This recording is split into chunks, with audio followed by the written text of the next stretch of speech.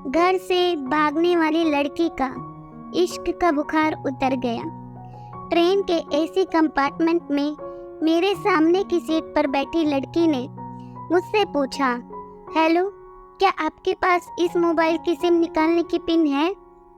उसने अपने बैग से एक फ़ोन निकाला। वह नया सिम कार्ड उसमें डालना चाहती थी, लेकिन सिम स्लॉट खोलने के लिए पिन की ज़रूरत पड़ती है, जो उसके पास नहीं थी। मैंने हाँ में गर्दन हिलाई और अपने क्रॉस बैग में से पिन निकालकर लड़की को दे दी। लड़की ने थैंक्स कहते हुए पिन ले ली और सिम डालकर पिन मुझे वापस कर दी। थोड़ी देर बाद वो फिर से इधर उधर ताकने लगी। मुझसे रहा नहीं गया। मैंने पूछ लिया, कोई परेशानी? वो बोली, सिम स्टार्ट नहीं हो रही है। मैंने मोबाइल मांगा, उसने दिया। मैंने उसे कहा कि सिम अभी एक्टिवेट नहीं हुई है, थोड़ी देर में हो जाएगी। एक्टिव होने के बाद आईडी वेरिफिकेशन होगा, उसके बाद आप इसे इस्तेमाल कर सकेंगी। लड़की ने पूछा, आईडी वेरिफिकेशन क्यों? मैंने कहा, आजकल सिम वेरिफिकेशन के बाद एक्टिव होती है। जिस नाम से ये सिम उठाई गई है उसका ब्यौरा पूछा जाएगा, बता देना। लड़की बुदबुदाई। ओह, मैंने दिलासा देते हुए कहा, इसमें कोई परेशानी की कोई बात नहीं है। वो अपने एक हाथ से दूसरा हाथ दबाती रही, मानो किसी परेशानी में हो। मैंने फिर से विनम्रता से कहा, आपको कहीं कॉल करना हो तो मेरा मोबाइल इस्तेमाल कर लीजिए।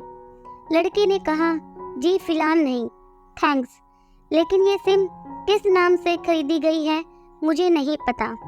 मैंने कहा, एक बार एक्टिव होने दीजिए, जिसने आपको सिम दी है उसी के नाम की होगी।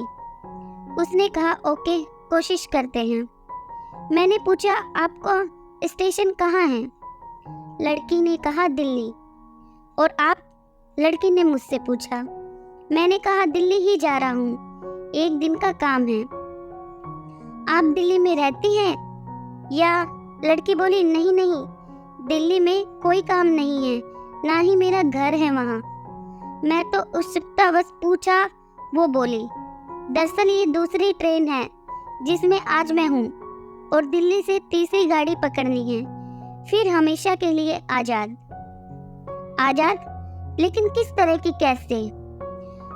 मुझे फिर जिज्ञासा हुई, किस कैद में थी ये कमसिन अल्हड़ सी लड़की? लड़की बोली, उसी कैद में जिसमें हर लड़की होती है, जहाँ घरवाले कहे शादी कर लो, जब जैसा कहे वैसा करो। मैं घर से भाग चुकी हूँ। मुझे ताज्जुब हुआ, मगर अपने ताज्जुब को छुपाते हुए मैंने हंसते हुए पूछा, अकेली भाग रही हैं आप? आपके साथ कोई नजर नहीं आ रहा? वो बोली, अकेली नहीं, साथ में कोई। कौन? मेरे पास खत्म ही नहीं हो रहे थे। दिल्ली से एक और ट्रेन पकड़ूंगी, फिर अगले स्टेशन पर वो जनाब मिलेंगे और उसके बाद हम किसी को नहीं मिलेंगे। ओह, तो ये प्यार का मामला है? उसने कहा, जी। मैंने उसे बताया कि मैंने भी लव मैरिज की है। ये बात सुनकर वो खुश हुई और बोली, वाह, कैसे, कब? लव मैरिज की बात सुनकर वो मुझसे बात करने में रुचि लेने लगी। मैंने कहा, कब, कैसे, कहाँ, वो मैं बाद में बताऊंगा, पहले आप बताओ, आपके घर में कौन कौन है? उसने होशियारी बरतते हुए कहा, वो मैं आपको क्यों बताऊं? मेरे घर में कोई भी हो सकता है, मेरे पापा, माँ, भाई, बहन। यह हो सकता है भाई ना हो, सिर्फ बहनें हो, या ये भी हो सकता है कि बहनें ना हो और दो चार गुस्सा करने वाले बड़े भाई हो। मतलब मैं आपका नाम भी नहीं पूछ सकता। वो बोली, कुछ भी नाम हो सकता है मेरा, टीना, मीना, रीना, कुछ भी। बहुत बातूनी लड़की थी वो। थोड़ी इधर उधर की बातें करने के बाद उसने मुझे टॉफ़ी दी, जैसे छोटे बच्चे देते हैं क्लास में। बोली, आज मेरा बर्थडे है।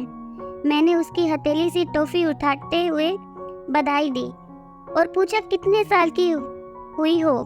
वो बोली 18। मतलब भागकर शादी करने की कानूनी उम्र हो गई आपकी? वो हंसी। कुछ ही देर में काफी फ्रैंक हो चुके थे हम दोनों, जैसे बहुत पहले से जानते हो एक दूसरे को। मैंने उसे बताया कि मेरी उम्र 35 साल है, यानी 17 साल बड़ा हूँ। उसने चुटकी लेते हुए कहा, लग तो नहीं रहे हो। मैं मुस्कुरा दिया। मैंने उससे पूछा, तुम घर से भागकर आई हो, तुम्हारे चेहरे पर चिंता के निशान जरा भी नहीं है। इतनी बेफिक्री मैंने पहली बार देखी। खुद की तारीफ सुनकर वो खुश हुई। बोली, मुझे उन जनाब ने, मेरे लवर ने पहले से ही समझा दिया था कि जब घर से निकलो तो बिल्कुल बिंदास रहना, घर वालों के बारे में बिल्कुल मत सोचना, बिल्कुल अपना मूड खराब मत करना, सिर्फ मेरे और हम दोनों के बारे में सोचना। और मैं वही कर रही हूँ। मैंने फिर चुटकी ली और कहा, उसने तुम्हें मुझ जैसे अनजान मुसाफिर से दूर रहने की सलाह नहीं दी? उसने हंसकर जवाब दिया, नहीं, शायद वो भूल गया होगा ये बताना। मैंने उसके प्रेमी की तारीफ करते हुए कहा, वैसे तुम्हारा बॉयफ्रेंड काफी टैलेंटेड है। उसने किस तरह से तुम्हें अकेले घर से रवाना किया, नई सिम और मोबाइल दिया, 3 ट्रेनें बदलवाई ताकि कोई ट्रैक ना कर सके। Very talented person. लड़की ने हामी भरी, बोली, बहुत टैलेंटेड है वो, उसके जैसा कोई नहीं। मैंने उसे बताया कि मेरी शादी को 10 साल हुए हैं, एक बेटी है 8 साल की और एक बेटा 1 साल का। ये देखो उनकी तस्वीरें। मेरे फोन पर बच्चों की तस्वीर देखकर उसके मुंह से निकल गया, सो क्यूट। मैंने उसे बताया कि ये जब पैदा हुई तब मैं कुवैत में था, एक पेट्रो कंपनी में बहुत अच्छी जॉब थी, बहुत अच्छी सैलरी थी। फिर कुछ महीनों बाद मैंने वो जॉब छोड़ दी और अपने ही कस्बे में काम करने लगा। लड़की ने पूछा, जॉब क्यों छोड़ी? मैंने कहा, बच्ची पहली बार गोद में उठाया तो ऐसा लगा जैसे मेरी दुनिया मेरे हाथों में है। 30 दिन की छुट्टी पर घर आया था, वापस जाना था, लेकिन जा ना सका। इधर बच्ची का बचपन खर्च होता रहे, उधर मैं पूरी दुनिया कमा लूं, तब भी घाटे का सौदा है। मेरी 2 टके की नौकरी, बचपन उसका लाखों का। उसने पूछा, क्या बीवी बच्चों को साथ नहीं ले जा सकते थे वहाँ? मैंने कहा, काफी टेक्निकल मामलों से गुजरकर एक लंबे समय के बाद रख सकते हैं। उस वक्त यह मुमकिन नहीं था। मुझे दोनों में से एक को चुनना था, आलीशान रहन सहन के साथ नौकरी या परिवार। मैंने परिवार चुना। अपनी बेटी को बड़ा होते देखने के लिए मैं कुवैत वापस गया था, लेकिन अपना इस्तीफा देकर लौट आया। लड़की ने कहा, वेरी इम्प्रेसिव। मैं मुस्कुराकर खिड़की की तरफ देखने लगा। लड़की ने पूछा, अच्छा, आपने तो लव मैरिज की थी ना, फिर आप भागकर कहाँ गए? कैसे रहे और कैसे गुजारा वो वक्त? उसके हर सवाल और हर बात में मुझे महसूस हो रहा था कि ये लड़की लड़कपन के शिकार पर है, बिल्कुल नासमझ और मासूम छोटी बहन सी। मैंने उसे बताया कि हमने भागकर शादी नहीं की, और ये भी है कि उसके पापा ने मुझे पहली नज़र में सख्ती से रिजेक्ट कर दिया था। उन्होंने आपको रिजेक्ट क्यों किया? लड़की ने पूछा। मैंने कहा, रिजेक्ट करने का कुछ भी कारण हो सकता है, मेरी जाति, मेरा काम, घर परिवार। बिल्कुल सही। लड़की ने सहमति दर्ज कराई और आगे पूछा, फिर आपने क्या किया?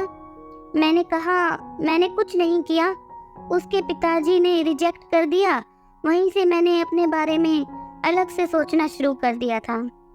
खुशबू ने मुझे कहा कि भाग चलते हैं। मेरी वाइफ का नाम खुशबू है। मैंने 2 टुक मना कर दिया। वो 2 दिन तक लगातार जोर देती रही कि भाग चलते हैं। मैं मना करता रहा। मैंने उसे समझाया कि भागने वाले जोड़े में लड़के की इज्जत पर कोई खास फर्क नहीं पड़ता, जबकि लड़की पूरे कुल की इज्जत धुल जाती है। भागने वाला लड़का उसके दोस्तों में हीरो माना जाता है, लेकिन इसके विपरीत जो लड़की प्रेमी संग भाग रही है वो उल्टा कहलाती है। मोहल्ले के लड़के उसे चालू कहते हैं। बुराइयों के तमाम शब्दकोश लड़की के लिए इस्तेमाल किए जाते हैं। भागने वाली लड़की आगे चलकर 60 साल की वृद्धा भी हो जाएगी, तब भी जवानी के किए उस कांड का कलंक उसके माथे पर से नहीं मिटता। मैं मानता हूँ कि लड़का लड़की को तोलने का यह दोहरा मापदंड गलत है, लेकिन हमारे समाज में तो यही है, ये नजरिया गलत है, मगर सामाजिक नजरिया यही है। वो अपने नीचे का होठ दांतों तले पीसने लगी। उसने पानी की बोतल का ढक्कन खोलकर एक घुट पिया। मैंने कहा, अगर मैं उस दिन उसे भगा ले जाता तो उसकी माँ तो शायद कई दिनों तक पानी भी ना पीती। इसलिए मेरी हिम्मत ना हुई कि ऐसा काम करूं। मैं जिससे प्रेम करूं उसके माँ बाप मेरे माँ बाप के समान ही हैं, चाहे शादी ना हो तो ना हो। कुछ पल के लिए वो सोच में पड़ गई, लेकिन मेरे बारे में और अधिक जानना चाहती थी। उसने पूछा, फिर आपकी शादी कैसे हुई? मैंने बताया कि खुशबू की सगाई कहीं और कर दी गई थी। धीरे धीरे सब कुछ नॉर्मल होने लगा था। खुशबू और उसके मंगेतर की बातें भी होने लगी थी फोन पर, लेकिन जैसे जैसे शादी नजदीक आने लगी उन लोगों की डिमांड बढ़ने लगी। डिमांड मतलब? लड़की ने पूछा। डिमांड का एक ही मतलब होता है, दहेज की डिमांड। परिवार में सबको सोने से बने तोहफे, दूल्हे को लग्जरी कार चाहिए, सास और ननद को नेकलेस दो, वगैरह वगैरह। बोले, हमारे यहाँ रीत है। लड़का भी इस रीत का पक्षधर था। वो सगाई मैंने तुड़वा डाली, इसलिए नहीं कि मैं खुशबू से प्यार करता था, सिर्फ इसलिए कि लालची लोगों में खुशबू कभी खुश नहीं रह सकती थी, ना उसका परिवार। फिर किसी तरह घर वालों को समझा बुझाकर मैं फ्रंट पर आ गया और हमारी शादी हो गई। ये सब किस्मत की बात थी। लड़की बोली, चलो अच्छा हुआ आप मिल गए, वरना वो गलत लोगों में फंस जाती। जरूरी नहीं माँ बाप का फैसला हमेशा सही हो, और ये भी जरूरी नहीं कि प्रेमी जोड़े की पसंद भी सही हो। दोनों में से कोई भी गलत या सही हो सकता है। काम की बात यहाँ है कि कौन ज्यादा वफादार है। लड़की ने फिर से पानी का घूंट लिया और मैंने भी। लड़की ने तर्क दिया कि हमारा फैसला गलत हो नहीं चाहिए। मैंने कहा, फैसला ऐसा हो जो दोनों का हो, बच्चों और माता पिता दोनों की सहमति हो, वो सबसे सही है। बुरा मत मानना, मैं कहना चाहूँगा कि तुम्हारा फैसला तुम दोनों का है, जिसमें तुम्हारे पेरेंट्स शामिल नहीं हैं, ना ही तुम्हें इश्क का असली मतलब पता है अभी। मैंने कहा, तुम इश्क में हो, तुम अपना सब कुछ छोड़कर चली आई, ये सच्चा इश्क है। तुमने दिमाग पर जोर नहीं दिया, ये इश्क है। फायदा नुकसान नहीं सोचा, ये इश्क है। तुम्हारा दिमाग दुनियादारी के फितूर से बिल्कुल खाली था, और उस खाली जगह में इश्क का फितूर भर दिया गया। इश्क में ये नहीं होता, यानी तुम जिसके साथ जा रही हो वो इश्क में नहीं, बल्कि होशियारी हीरोगिरी में है। जो इश्क में होता वो इतनी प्लानिंग नहीं कर पाता, 3 ट्रेन नहीं बदलवा पाता, उसका दिमाग इतना काम ही नहीं कर पाता। कोई कहे मैं आशिक हूँ और वो शातिर भी हो, ये नामुमकिन है। मजनू इश्क में पागल हो गया था, लोग पत्थर मारते थे उसे। इश्क में उसकी पहचान तक मिट गई। उसे दुनिया मजनू के नाम से जानती थी, जबकि उसका असली नाम केश था, जो नहीं इस्तेमाल किया जाता। वो शातिर होता तो केश से मजनू ना बन पाता। फरहाद ने शीरी के लिए पहाड़ों खोदकर नहर निकाल डाली थी, और उसी नहर में उसका लहू बहा था। वो इश्क था। इश्क में कोई फकीर हो गया, कोई जोगी हो गया। किसी मांझी ने पहाड़ तोड़कर रास्ता निकाल लिया, किसी ने अतिरिक्त दिमाग नहीं लगाया, चालाकी नहीं की। लालच, हवस और हासिल करने का नाम इश्क नहीं है। इश्क समर्पण करने को कहते हैं, जिसमें इंसान सबसे पहले खुद का समर्पण करता है, जैसे तुमने किया। लेकिन तुम्हारा समर्पण हासिल करने के लिए था, यानी तुम्हारे इश्क में लालच की मिलावट हो गई। लड़की अचानक खो सी गई। उसकी खिलखिलाहट एकदम खामोशी में बदल गई। मुझे लगा मैं कुछ ज़्यादा बोल गया, फिर भी मैंने जारी रखा। मैंने कहा, प्यार तुम्हारे पापा तुमसे करते हैं, कुछ दिनों बाद उनका वजन आधा हो जाएगा। तुम्हारी माँ कई दिनों तक खाना नहीं खाएगी, न पानी पिएगी, जबकि आपको अपने आशिक को आजमा कर देख लेना था। ना तो उसकी सेहत पर फर्क पड़ता, ना दिमाग पर। वो अक्लमंद है, अपने लिए अच्छा सोच लेता। आजकल गली मोहल्ले के हर तीसरे लोंडे लपाटे को जो इश्क हो जाता है, वो इश्क नहीं है, वो सिनेमा जैसा कुछ है।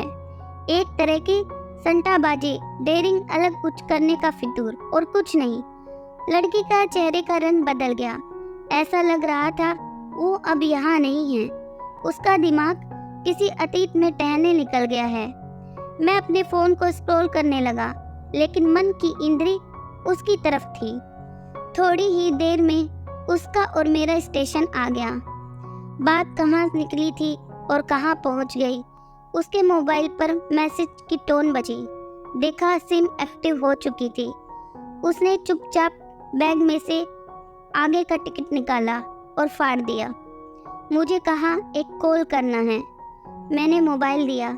उसने नंबर डायल करके कहा, सॉरी पापा, और सिसक कर रोने लगी। सामने से पिता भी फ़ोन पर बेटी को संभालने की कोशिश करने लगे। उसने कहा, पिताजी आप बिल्कुल चिंता मत कीजिए, मैं घर आ रही हूँ। दोनों तरफ से भावनाओं का सागर उमड़ पड़ा। हम ट्रेन से उतरे। उसने फिर से पिन मांगी। मैंने पिन दी। उसने मोबाइल से सिम निकालकर तोड़ दी और पिन मुझे वापस कर दिया। दोस्तों, उम्मीद करती हूँ आपको ये कहानी पसंद आई होगी। अगर कहानी पसंद आई तो प्लीज़ वीडियो को लाइक कर देना, शेयर कर देना, साथ साथ चैनल को सब्सक्राइब जरूर कर देना। कहानी आप देखते हो पर सब्सक्राइब चैनल बिल्कुल भी नहीं करते हो, तो प्लीज़ चैनल को सब्सक्राइब जरूर से जरूर कर देना। कहानी को अंत तक पढ़ने के लिए धन्यवाद।